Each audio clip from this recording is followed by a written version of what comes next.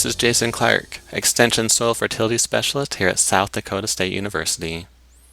Today for our Q&A session, we're going to be talking about Fallow Syndrome, what it is and how do I deal with it. First off, we're going to be going into a little bit of history in regards to Fallow Syndrome to learn where it came from and what it actually is. So Fallow Syndrome received its names from the dry plain states, where these areas routinely benefit from additional moisture. So for their crop rotation, they normally use a corn, fallow, corn rotation, and this all has to do with water savings and the water needed for the crop. So a corn crop takes a lot of water during a growing season, and the dry plain states normally don't receive enough water to support a crop year after year. So during the corn growing season, that corn uses the amount of water that's in the soil and it depletes that water, as we can see here. But there's not enough moisture received before the next growing season in order to support another corn crop. So what they do is they leave it fallow, so they don't plant it. And what happens during that fallow year is that moisture level in the soil increases to the point that it can then again provide enough water for the crop the next growing season, and that crop can then deplete that water that was in the soil. What farmers began to notice is when they planted corn after a fallow year, they saw their corn look like this. If we blow the picture up and look a little closer, we can see the deficiency symptoms. We see the purpling on the margins, those outside portions of the leaf, as well as on the stem. This is very indicative of phosphorus deficiency. However, these farmers applied phosphorus in adequate amounts to their field, but they're still seeing phosphorus deficiency symptoms. In the next couple minutes, we'll understand why we are seeing these phosphorus deficiency symptoms and what we can do to avoid them when we plant corn after a fallow year.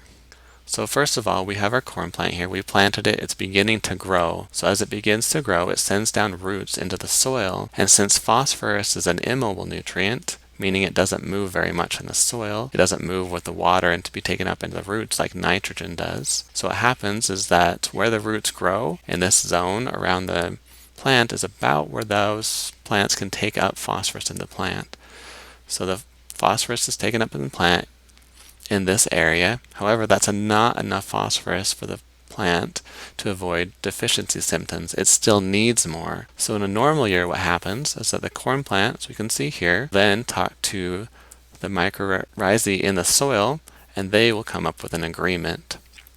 That agreement is that the corn agrees to provide sugars that the mycorrhizal fungi need, and the mycorrhizal fungi agree that they will provide an expanded area in the soil and improve phosphorus uptake. So if we look at this as a visual, we can see here that those mycorrhizal fungi in red attach to those roots. The roots provide sugars the mycorrhizal fungi need, and in turn, those roots expand further out into the soil, expanding that area of influence, and then that plant can take up the phosphorus it needs early on in the season, such as we see here, and the plant is lush and green, and we don't see those phosphorus deficiency symptoms. So if we look at this same thing, but in a fallow year, what happens is there's no roots in the soil. Since there's no roots, the mycorrhizal fungi can't make the agreement. Their populations decrease during that fallow year, and it takes time to build those populations back up once there's root in the soil that the mycorrhizal fungi can create associations with and make those agreements with. So if we look at what happens for a corn plant during a low fungi population year, so the year after a fallow year, those roots still go down the soil. They take up what phosphorus they have access to.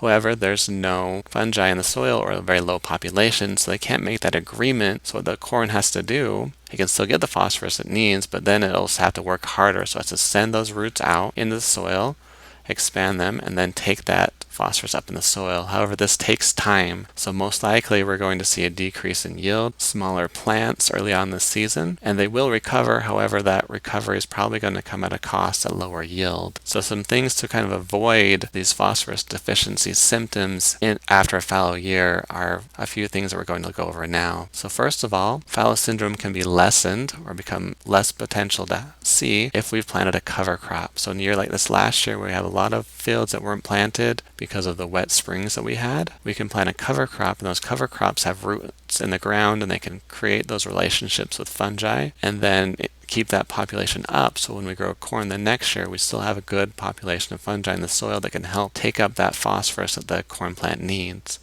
However, another thing to consider is that brassica crops are not hosts for these fungi. If we plant only brassica cover crops, we're most likely not going to lower our potential for seeing fallow syndrome in the coming year. The next thing we can do is plant soybeans instead of corn, because soybeans have been shown to be less susceptible to fallow syndrome. The third thing we can do is ban phosphorus and chelated zinc near the row, and this is at a recommendation rate from South Dakota State University as 20 to 30 pounds of phosphorus per acre, or from the University of Minnesota, 40 pounds of phosphorus per acre, with the caveat being that that 40 pounds is at a higher rate than is recommended than should be applied near the seed. So you can't apply that much near the seed or else you'll burn it and have major germination problems. So you'll need to have another way besides with the planter in row to apply some of that 40 pounds. You'll have to band it in another way. Another thing to consider is that broadcasting phosphorus on the soil is not likely to help overcome fallow syndrome. And in the next few minutes, we'll kind of learn why that is. So if we have our field, we spend a little time, send the tractor out, we get that fertilizer application on there, we apply the phosphorus and other nutrients that we need. The rain comes,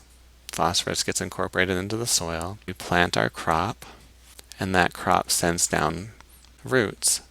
However, it's low fungi populations. We broadcasted the phosphorus, so that roots takes up what they can. However, the fungi is not there to expand, but the phosphorus is there, but we broadcasted it, so we necessarily can't get to as much as we need early on in the season because our roots are small and shallow. So like we looked at before, we have to wait for the roots to grow, plant to grow to take up enough phosphorus. So we probably still saw some phosphorus deficiency symptoms early on. However, as the season went on, the roots went out deeper into the soil, were able to pick up the nutrients and the phosphorus they needed to green up and still get some yield going. But most likely we will see some yield decrease because of that low phosphorus uptake early on. Now if we look at instead where we may have broadcasted some fertilizer but we still banded enough for early on in the season, so we spend some time, send our tractor out there, broadcast some fertilizer.